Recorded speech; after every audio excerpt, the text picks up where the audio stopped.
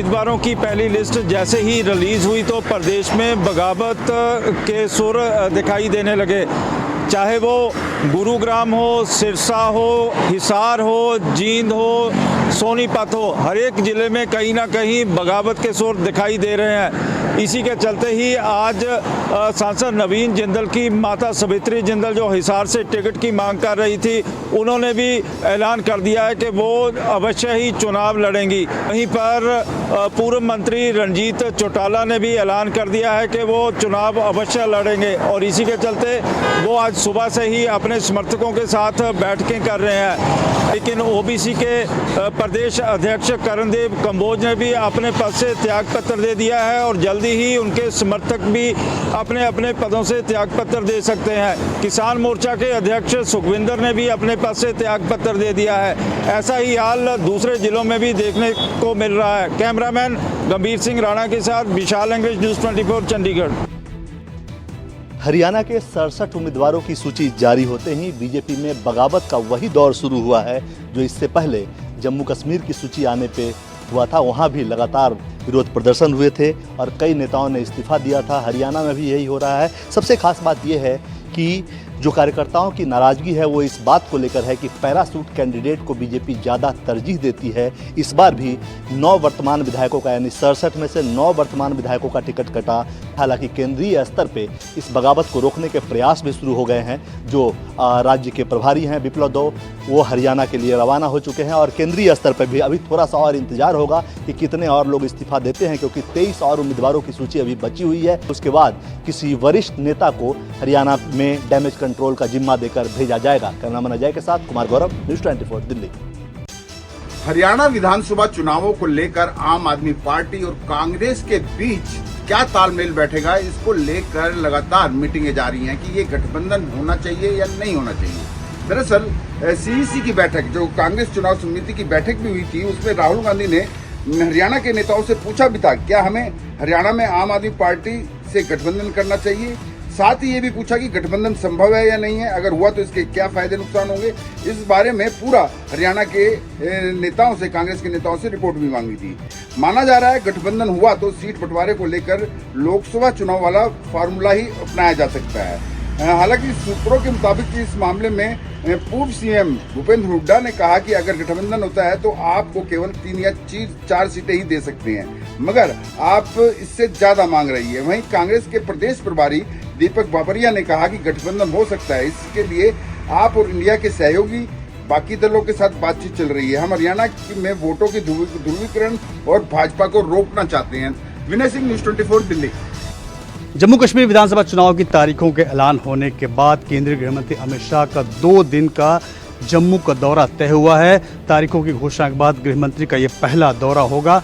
6 और 7 सितंबर को केंद्रीय गृह मंत्री अमित शाह जम्मू के दौरे पर रहेंगे। जो जानकारी मिली है उसके मुताबिक 6 तारीख को जम्मू में वो मैनिफेस्टो रिलीज करेंगे और 7 तारीख को कार्यकर्ताओं को संबोधित करेंगे, कार्यकर्ता सम्मेलन में भाग लेंगे। जिस तरीके से टिकट बंटवारे को लेकर के हलचल मची थी, आंदोलन हुए थे, लोग नाराज हुए थे, तो कार्यकर्ताओं को साधने के लिए गृह मंत्री का कार्यकर्ता सम्मेलन 7 तारीख का बेहद महत्वपूर्ण समझा जा रहा है और पूरी तैयारी इसको लेकर के जम्मू में की गई है।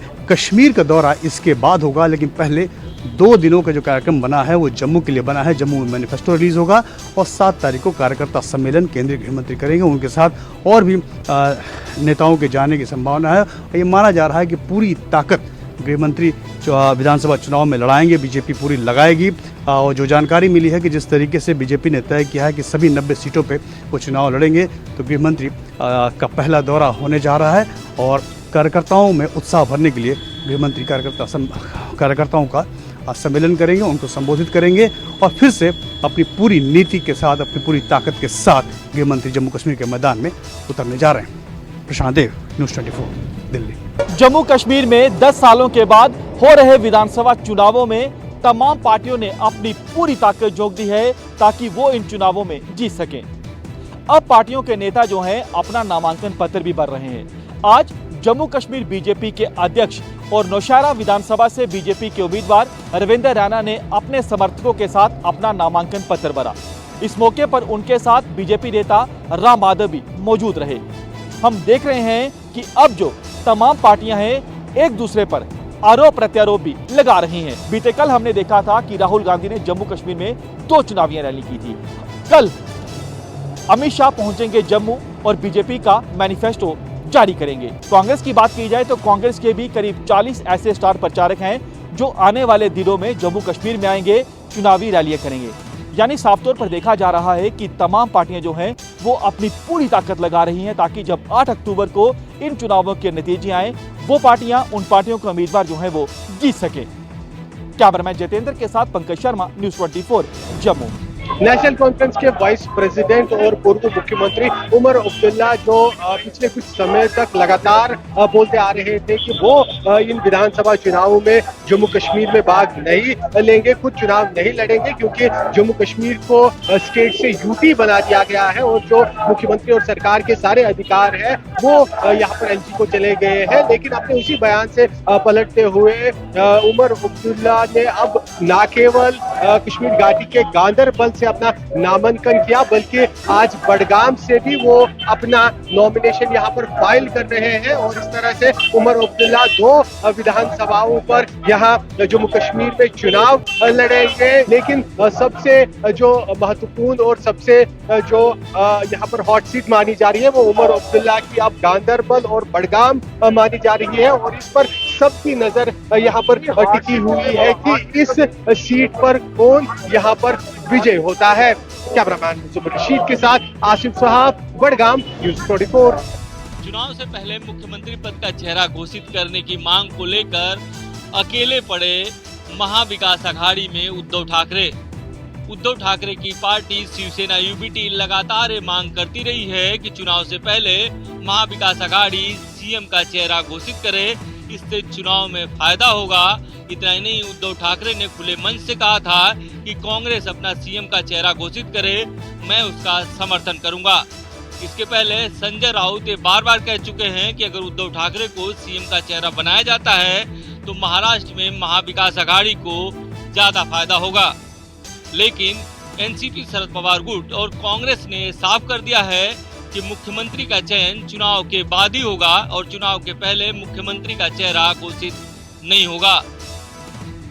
दरअसल यूबीटी की सोच ये है कि अगर इस समय मुख्यमंत्री का चेहरा घोषित होता है तो कांग्रेस और शरद पवार गुट के पास मुख्यमंत्री का चेहरा घोषित करने के लिए कोई विकल्प नहीं होगा। ऐसे में दोनों पार्टियां उद्धव ठाकरे को मुख्यमंत्री का चेहरा घोषित कर देंगी। तो मैं अखिलेश ठाकुर के साथ इंद्रजीत सिंह, न्यूज़ 24 मुंबई।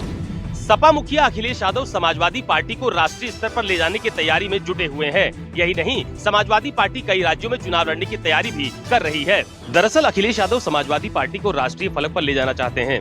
खबर है कि अखिलेश यादव महाराष्ट्र से लेकर जम्मू कश्मीर तक गठबंधन के तहत सीटों की मांग कर रहे हैं। पहली बार समाजवादी पार्टी जम्मू कश्मीर में चुनाव लड़ने की तैयारी में है।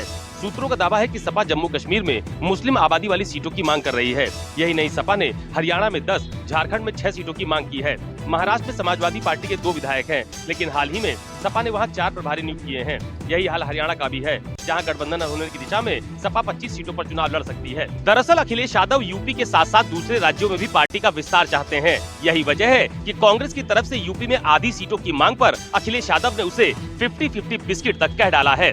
कैमरा पर्सन मिंटू सिंह के साथ अशोक तिवारी, लखनऊ, न्यूज़ 24। शिक्षक दिवस के दिन 69,000 शिक्षक भर्ती के अभ्यर्थी प्रदर्शन कर रहे हैं। उनका ये प्रदर्शन लगातार जारी है। आज प्रदर्शन का चौथा दिन है। पहले दिन डिप्टी सीएम केशव प्रसाद मौर्य, दूसरे दिन अनुप्रिया पटेल, आशीष पटेल के कैंप कार्यालय, तीसरे दिन भाजपा प्रदेश अध्यक्ष भूपेंद्र चौधरी और आज ओम प्रकाश राजभर के आवास पर प्रदर्शन। ओम प्रकाश राजभर बोले कि सड़क से लेकर सदन तक, सदन से लेकर सड़क तक मैंने आपकी लड़ाई लड़ी। जब मैं कुछ नहीं था तब मैं आपके साथ था, आज मैं मंत्री हूँ तब भी मैं आपके साथ हूँ। दुनिया से बेउम्मीद हो जाना, ओम प्रकाश राजभर से बेउम्मीद कभी मत होना। ओम प्रकाश राजभर ने आगे कहा कि एक कार्यक्रम में मुख्यमंत्री जी से आप लोगों को लेकर बात हुई कि 69,000 शिक्षक वाले फिर से धरना दे रहे हैं, लाठी गा रहे हैं। मुख्यमंत्री जी बोले मैंने कह दिया है, अधिकारियों को निर्देशित कर दिया है। उप मुख्यमंत्री से भी बात हुई, उन्होंने कहा कि हमारे लोग हैं। तो मैंने कहा कि आपके लोग हैं तो उनको नियुक्ति पत्र कब मिलेगा? मुख्यमंत्री जी बोले कि बैठ के बात करते हैं। यहाँ आपको ये भी बता दें कि 69,000 शिक्षक भर्ती के अभ्यर्थी ओम प्रकाश राजभर से बोले कि हमें मुख्यमंत्री जी से मिलवा दीजिए। उन्होंने कहा कि हम समय लेकर के आपको बता देंगे और आप में से 5 लोगों को चल के उनसे मिलवा देंगे, लेकिन आज संभव नहीं है। कैमरा पर्सन सरफुद्दीन खान के साथ मनोज पांडे, लखनऊ, न्यूज़ 24। शिक्षक दिन पर स्थायी नौकरी की मांग को लेकर भावी शिक्षक यानी कि टेट टाट उम्मीदवारों का गांधीनगर में हल्ला बोल। टेट टाट पास उम्मीदवारों ने स्थायी भर्ती करने की मांग को लेकर आज फिर गांधीनगर में हल्ला बोल किया है। जून में ही गुजरात सरकार ने राज्य के स्कूलों में स्थायी शिक्षकों की भर्ती का ऐलान करने के बावजूद अब तक कोई कार्रवाई नहीं की है और इसी के चलते अब टेट टाट उम्मीदवारों ने धैर्य टूट दिया है। ऐसे में टीचर एलिजिबिलिटी टेस्ट यानी कि टेट और टीचर एप्टीट्यूड टेस्ट यानी कि टाट पास उम्मीदवार शिक्षक दिन पर गांधीनगर सेक्टर 11 में विरोध कर रहे हैं। प्रदर्शनकारियों ने चक्का जाम कर अपना विरोध जताया। गुजरात में आज 17,000 से ज्यादा अपर प्राइमरी से लेकर उच्चतर माध्यमिक स्कूलों में रिक्त चल रहे हैं और उसके सामने राज्य में 90,000 उम्मीदवार टेट और टाट पास किए हैं। फिर भी सरकार स्थायी तौर पर भर्ती नहीं कर रही है। पिछली जून में आंदोलन पर उतरे टेट टाट पास उम्मीदवारों को सरकार ने आश्वासन दिया था और ये फैसला भी किया था कि राज्य में अगले 3 महीने के भीतर 7,500 स्थायी शिक्षकों की भर्ती की जाएगी, जिसका नोटिफिकेशन 1 सितंबर को जारी होना था। लेकिन अभी तक ऐसा कुछ न होने पर एक बार फिर स्थायी शिक्षक बनने का इंतजार कर रहे उम्मीदवार आंदोलन के रास्ते पर उतर गए हैं। हाथों में बैनर पोस्टर लिए प्रदर्शन कर रहे इन उम्मीदवारों का कहना है कि जब तक राज्य सरकार की ओर से कोई ठोस आश्वासन नहीं मिलता तब तक उनका यह आंदोलन और प्रदर्शन जारी रहेगा। कैमरामैन प्रभात साथ भूपेंद्र सिंह, अहमदाबाद, न्यूज़ 24। आर्जिकल हॉस्पिटल में जूनियर डॉक्टर के साथ रेप और हत्या को लेकर जिस तरह से देखें कि पूरे कोलकाता में जगह जगह विरोध किया जा रहा है, लोग सड़कों पे हैं, मिছিল निकाल रहे हैं और वहीं पे कैंडल लाइट के द्वारा जिस तरह से देखें कि पूरी रात रतजगा किया जा रहा है, यानी वी वांट जस्टिस। पूरे पश्चिम बंगाल के लोगों के सिर्फ एक ही मांग है कि न्याय मिलना चाहिए, वी वांट जस्टिस। इसको लेकर देखिए कि लोग सड़कों पे हैं, विरोध प्रदर्शन कर रहे हैं। डॉक्टर यहाँ पे आर्जिकल हॉस्पिटल के लगातार विरोध प्रदर्शन कर रहे हैं। दूसरी तरफ देखिए कि जिस तरह से कि यहाँ पे सुप्रीम कोर्ट के आदेश के बाद यहाँ पे CISF के जवानों की तैनाती किया गया है, सुरक्षा व्यवस्था बढ़ा दिया गया है, लेकिन पूरे मामले की CBI जाँच कर रही है। जिस तरह से देखिए कि आज 5 सितम्बर को सुप्रीम कोर्ट में फैसला आने वाला था। डॉक्टरों को एक उम्मीद थी कि CBI जो तथ्य है, दस्तावेज है, सुप्रीम कोर्ट के सामने पेश करेगा और जो सच्चाई है सामने आएगा। लेकिन आज सुनवाई टल जाने की वजह से सभी डॉक्टरों में एक तरह से मायूसी है और अगली सुनवाई तक डॉक्टरों का इनका कहना जब तक सुप्रीम कोर्ट का वो फैसला नहीं आता है तब तक इनका विरोध प्रदर्शन ऐसे ही चलता रहेगा। कि अगली सुनवाई जब सुप्रीम कोर्ट में होगी तो सुप्रीम कोर्ट का जो फैसला आएगा उसी के बाद डॉक्टरों का कोई निर्णय लेगा। फिलहाल डॉक्टर आज भी आर्जिकल हॉस्पिटल में विरोध प्रदर्शन कर रहे हैं और सभी लोग कह रहे हैं कि we want justice. Cameraman Pankaj के साथ मनोज पांडे, न्यूज़ 24, कोलकाता। आरजेडी की बड़ी बैठक में नेता प्रतिपक्ष तेजस्वी यादव ने अपने नेताओं और कार्यकर्ताओं को कई दिशा निर्देश दिए हैं। तेजस्वी यादव ने अपने नेताओं और कार्यकर्ताओं को कहा है कि जब भी हम यात्रा पर निकले उस दौरान कोई भी कार्यकर्ता या नेता अपने कंधे पर हरा गमछी नहीं रखेगा। इसके साथ ही तेजस्वी यादव ने यह भी कहा कि वो कोई भी कार्यकर्ता हरे गमछी से अपने माथे पर मुरेठा नहीं बांधेगा, क्योंकि इससे लगातार पार्टी की छवि जो है वह खराब हो रही है। आपको याद होगा कि 2024 के लोकसभा चुनाव से पहले खुद तेजस्वी यादव ने गमछा हवा में लहराया था और अपने माथे पर मुरेठा भी बांधा था। साथ ही वह अपने कार्यकर्ताओं से उन्होंने मुरेठा बांधने की अपील भी की थी। लेकिन उसके बाद लोकसभा चुनाव में पार्टी जो है वह मात्र 4 सीटों पर सिमट कर रह गई। इससे पार्टी की छवि का नुकसान हुआ। यानी अब तेजस्वी यादव यह ठान चुके हैं कि अगले 2025 के विधानसभा में वो अपने संजीदगी के साथ यानी सरलता के साथ जनता को मोहित करने की कोशिश करेंगे। कैमरामैन ऋषि के साथ सौरभ कुमार, पटना, न्यूज़ 24। उदयपुर के कन्हैयालाल टेलर हत्याकांड मामले की जांच कर रही NIA को एक तगड़ा झटका लगा। दरअसल राजस्थान हाईकोर्ट ने इस पूरे मामले के एक आरोपी जावेद को आज जमानत दे दी। 2 लाख रुपए के मुचलके और 1 लाख रुपए की सिक्योरिटी राशि पर यह जमानत दी गई है। दरअसल जावेद पर आरोप था कि वह कन्हैयालाल टेलर की हत्या करने वाले मुख्य आरोपी रियाज अत्तारी के से एक दिन पहले हत्याकांड के मिला था और उसके घर पर जब NIA ने इस पूरे मामले की जांच के बाद तलाशी ली तो एक बिना धार वाला हथियार भी मिला था।